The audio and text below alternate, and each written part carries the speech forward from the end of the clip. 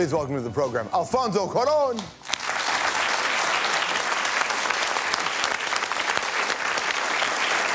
Hello, man. Pleasure to see you. Very good to see you. Welcome. Hey, congratulations on the film. Thank you. Was it a hard one to get made? Yes. Yeah? Yes. How come? Because the whole film takes place in zero gravity or microgravity. And, well, we have gravity on Earth. Right. That was the main problem. How did you do that? Well, we try all the different techniques that existed, and we have to invent our own techniques, and that was the complicated part. Was it easy to convince people that, and by people I mean people with lots of money, to finance a film that's mostly an actor just kind of doing this? You know, I think it's the only way I can define this film, this process, is it was a big miscalculation. Everybody miscalculated absolutely everything. Seriously? No, that's what happened. I really miscalculated what difficult this was going to be. I thought it was going to be a simple film because it's only two characters. Yeah. I mean, Sandra Bullock and also George Clooney, which is pretty incredible. Yeah, that's fine. But but the thing is also, I think that the studio miscalculated the same thing, and the actors, they also didn't know what they were getting into. And what happens is that it's as if you're swimming in a lake, and suddenly you lose sight of the shore, and now you're just hoping that the next shore, across the lake is closer. As opposed to turning back, exactly. Right? But it was longer. Longer. Yeah, that's Listen, the thing. that's how people die. Yeah. Right? If you think about it, they get out there. If you think about it, that's exact. I'm telling you, no, it was. You're right. It's not miscalculation. It's irresponsibility. The right word for this film. Really? Is that exciting for you to be a part of that process? Of being irresponsible, yeah. It's part of the thing, yeah. Well, because if you're too responsible, then you're never going to get magic, man. And you need. There are scenes in this film, or there's many of them, where it's just Sandra. It's just on her head. And I kept waiting for you to flash back to her life, and you never did. And I thought that was incredible. You put all the pressure on me as a viewer, on her as a performer, and on the screenplay. You didn't let anybody off the hook, and I don't think people would have done that if they weren't a little irresponsible. Well, probably, and that's something we thought about, because obviously there were like the comments of, you have to cut to Houston. Yeah. You know, you have to flash back. But I have to say that the actors, and pretty much the studio, they got what we were trying to do, and that was actually very cool. Were Clooney and Sandra Bullock always on board? No, because it took 4.5 years to make this film. So we have different conversations with many people through the way, and when we were ready, yes, they were like the ones that said, okay, let's go for Sandra and George. At any point, was it going to be like Pauly Shore and somebody else? I thought about that. Yeah, comedy? That would have been incredible. Have you found, sometimes we look at an experience and we say, that was unique in my life, but then you realize it's actually just part of a larger pattern in your life. When you usually get into projects, do you look back and go, they're all miscalculations, I just do it this way? Pretty much. Each one of them has been a big miscalculation. and that's the only pattern. Yeah. Now, I think I really like this whole thing of not having a safety net. Yeah. And that's actually, there's something exciting about it. Is that why you like doing those long one-shots? Probably. I mean, it's just that I know that it's not difficult for me, but it's very difficult for everybody around me. For people who love film, he does this stuff where, I mean, Hitchcock's done it, Altman's done it, and Children of Men, it's epic. One shot, and there's no cut, and it goes on for a long time. How long was the Children of Men one? 16 minutes? Is that long? I think it was. Yeah? Yeah. I mean, the truth of the matter is that it's not the Olympics of one-shot deals, you know? Yeah. Or the look mama, no hands, you know, kind of shot. It's like, it's what the moment required, you know, because then consciously we feel that there's a moment that we need to cut, otherwise it starts to become a gimmick. Yeah. And we're trying to avoid the gimmick. That's part of the thing. And are you always overthinking all those details? I think I underthinking everything, and that's the problem, man. I watched a documentary that was called Burden of Dreams, an old Werner Herzog. It was about the making of that movie. Exactly, yeah. And there's a scene where you're talking to him at the end, and he looks to the camera and he says, I think I need to quit directing and I need to go to an asylum. Because he wasn't being gratuitous. I think he was just broken by himself. I relate to that. I feel like that right now. Really? Yes, just talking to you. Reliving all of this? I think you need to stay with this, because so far you're doing a great job. Oh, thank you. You're doing a great job. Did you have other directors that you could call on and say, help me through this? Well, there's a group of directors I always like pester. And two of them, two of my best friends, Guillermo del Toro, that now he calls himself Guillermo del Toronto. Del Toronto, he's here. Yes. He loves it here, right? Yeah, he loves it here. He's doing his next two projects here. And Alejandro González Iñárritu. And for this, obviously, because of all the technology involved, I consulted with Jim Cameron. Another Canadian. And another Canadian, there you go. And that was fantastic, you know, because it's not that James came with all the solutions, but what he completely gave me is the reassurance that I was going to make it happen. I saw him like 3 years later, and he looked, oh my God, your hair went gray. And I said, yes. I says, yes, that's what happens when you do these projects. Are you looking forward to a much smaller project? Oh, yeah. Yeah? You know what? Any project in which people walk. You know, a screenplay that starts, a man walks into a room, I do it. I do it. In this film, in Gravity, there's loneliness, there's fear, there's anticipation of death, there's loss of a loved one. There's so many emotions that get explored.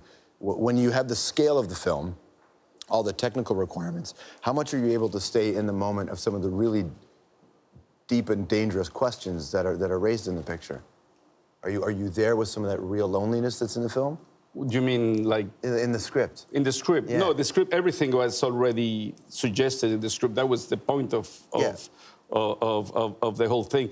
And then most of that stuff was also explored with the actors, with George and Sandra. But those themes are pretty, I mean, they're really important human themes, right? Well, that was, and the point was to do something that, who wrote the screenplay with me is George Cuarón, who's my son. Yeah. And he kept on saying, he said, look, your films are all right, but you're too rhetoric. I says, why don't we do something which all of those themes happen as the action is happening, and it's exciting, and it's fun. Yeah. And that was part of the thing, how to do all those themes without spelling them out, and just through the visuals and through allowing audiences to invest their own experience and emotions into the experience that is happening in the film. What does it feel like when your son tells you, your films are all right? Well, you want to ground him. Yeah. And you realize that you can't do that. And he's too old for that. He's too old for that. No, but it's okay. It's cheap labor, you know. That's right. It doesn't matter. I suppose the father-son experience of working on a project together, from building a coffee table or a shed to writing a screenplay, it's just you look over and there's that guy. There's your son. What was that feeling like for you, working with him and going over notes with him and watching him develop? Well, the truth of the matter is that when we're working, I'm working with a writer, with a really fine writer. And in many ways, the energy of Gravity came from him, because he's prepping now a film that he's about to start directing called Desierto.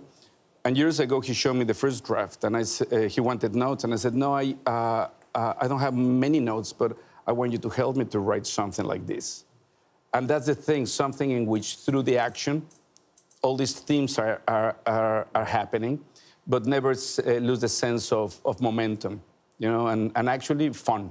So when you're reading something he wrote and you realize it's really good, how does that feel? Well, the first time I saw something is that he was in college, and he came home once and says, hey, there's something I want to show you. Says, what is that? Oh, I made a film. And I was, oh dear. You know, that's so bad of parents, you know, it's this thing of, oh, how am I going to tell him that his film sucks? Yeah. You know, it's going to be so painful. Right. And you know, I started watching the film and so started seeing that it was genius. You know, he did it for nothing on his own. It was a long feature film. I didn't even know that he did it. And then the film premiered in the Venice Film Festival. Wow. You know, so it's, yeah. Did you ever get a chance to talk to him, or could you get a sense of what it must have felt like for him when he finally worked up the courage to even present it to you? That must have been pretty challenging for him. I guess so. I mean, he's so chill out about everything. He's wise, you know? He's not like my generation that we were, you know, a lot of spider webs in our head. He's really easygoing and cool. And I was surprised that he chose to do film. And I said, hey, I didn't know you wanted to do this. I said, well, what do you expect? I grew up since I was a kid in movie sets. All your friends are directors. Everything you talk about is film. And every day you took me to the movies. Yeah. You know, what do you think? So well, yeah, that makes sense. Will he be part of a new voice in Mexican cinema, you think? I think it's part of a new voice in world cinema. You know, I think it's important to start getting rid of all distinctions. Well, remember in the old days, people talked about French cinema, they talked about Italian filmmakers. So you think those borders are going away? Is it? Well, I think like everything in the world. I mean, and I think it's very important to embrace all these cultural backgrounds, but at the same time to start kind of erasing the boundaries of what defines us. I mean, we're humans, you know. It's, you see Guillermo del Toronto now. Yeah. That's right. I think Pacific Rim, that experience here, I think you and him could relate on Gravity, right? Do other directors call you and say, I think I'm in the middle of the lake and I don't know which shore is closer?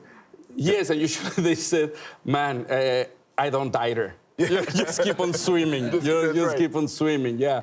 I mean, no, the great thing is like if you're lost in the lake and you get to talk with a very wise voice. Yeah.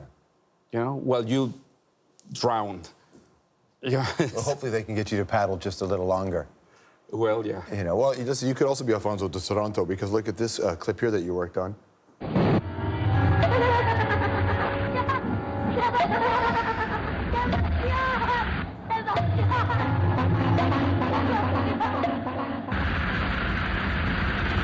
that? Is that Marcado? Man, that's highly embarrassing. It's amazing. It shows it. Highly embarrassing. Wow, I didn't remember that stuff. Remember that? I don't want to, man. Why not? This is so embarrassing. I haven't seen this thing. What's that called? Where did you get that stuff? Hora marcada. Hora marcada. I used to do that stuff with Guillermo. Yeah. Yeah. Was that like a Mexican? So I haven't seen those pictures. They're really bad. But it was described to me like a Twilight Zone sort of shit. Toilet zone. Yeah, it's like, this stuff. Guillermo once called me because when we were doing that, we thought we were geniuses. Yeah. Okay? So Guillermo calls me like a few months ago and he says, hey, you know what? I went and I recovered all these horas marcadas and I watched them. And Guillermo is very enthusiastic about his, you know, he considers his films like his babies. Right. Yeah. And says, this is and I says, they're really bad. So, yeah, thank you for showing me that. They're only really bad relative to where you are now, but back in the time, you were giving the best you could, and that's how you learned, right? No excuse, man. That's bad. No. That's bad. Well, listen, it's just still tender for you, is probably what it is. Yeah. Here's your Toronto angle, though. Here's your next, working with something Canadian as well. There's one other thing I've learned from my study of states of shock. Shock wears off. I like Naomi. It is by definition a temporary state. And the best way to stay oriented, to resist Jonas shock, worked on this too, right? is to know what is happening directed later and wrote the script. Okay, yeah. Are you okay with that one? I'm okay with that one. So that's you and Jonas, right, on this? But more important is it's a very important piece of material by Naomi Klein. All right. I mean, that is when Naomi sent me, this is what really happened there. Naomi sent me the book to see if I wanted to give a quote or anything. And I read it, says, no, I want to do something. This is so important that I want to have the honor to do something around this. Right. And then Naomi and I, we wrote the screenplay for this, and I collaborated with Jonas to direct this. How did you know her from before? Because when I did Children of Men, a lot of in reality, it was a long prep of Children of Men, but it was a theoretical prep because it was all about exploring great minds to try to figure out what's their opinion about the state of things in the world. So in Children of Men, for me, was not a film of science fiction, but it was about the present. Everything that you see in the background, nothing is invented of the future. Everything is images that came from newsreels or photojournalists. Yeah. So, but we wanted to define exactly what we were going to say through those images. And we explore like really intelligent people like Naomi Klein or Zizek or Lobach, people like that. Yeah. And then at the end, I did a documentary that I wanted to do. Instead of doing a making of, that those are boring. Directors talking about their films is really boring. I prefer to have these Not the way you do it. The way you do it, it's actually very interesting. Yeah, because I stutter. That's the thing. It's like your artistic layer. Yeah, exactly. You see, I'm stuttering now. That's what you got. No, so I interviewed a bunch of very smart people, including Naomi, about themes. And actually, in the extras of Children of Men, there's this documentary called The Possibility of Hope, in which they state what's the way things are right now. And because of that, we established a relationship. So she sent me that book, and we did the shock doctrine. Is it nice to be a part of something that's nonfiction in that way? That's a very literal explanation of what's happening right now. Well, I love that, and even the other documentary. But obviously, this is the text itself that is by Naomi, and the content I think is very, very important. And I think she hit into something very. It's like probably one of the most important diagnostics of what's happening right now. And so I feel blessed to be part of that, and I would love to be able to collaborate with her in something similar to this. What do you? I mean, there's so much opportunity to talk about what's happening in Mexico. From the outside world, we hear newsreel reports, right? Yeah. We don't hear failed state. We hear hollow state. We hear about the drug cart. We hear about all this stuff. As somebody who knows it way better than most people, what do you think about the way it's being represented now, and is it accurate? Well, I think there's a combination of two things. It's definitely things are not necessarily great in Mexico, but there's also this whole hoopla about, creating definitions of taking universal definitions of one specific situation. It's like people say that it's so dangerous to go to Mexico. Well, I go there all the time. It's not. There are places that are dangerous. Yes, Mexico is a huge country. Yeah. So some places, yes, they are like pretty much at war, and some other places that you don't even feel it. Right now Mexico City is very safe. DFA feels fine. DFA is, yeah. So I think that there's a big. It's like everything. There's a war between. There's a war between European countries that is defined as a civil war, or inside a country is defined as a civil war. But if it's in Africa, it's a tribal war. Right. It's how things are defined. So I don't think it's very accurate. I'm not going to say that it's great what is happening, right. But it's. Do you have hope? Is there a possibility of hope for you in where the country's going? What my hope in Mexico, but it's the same in the world, has to do with the new generation.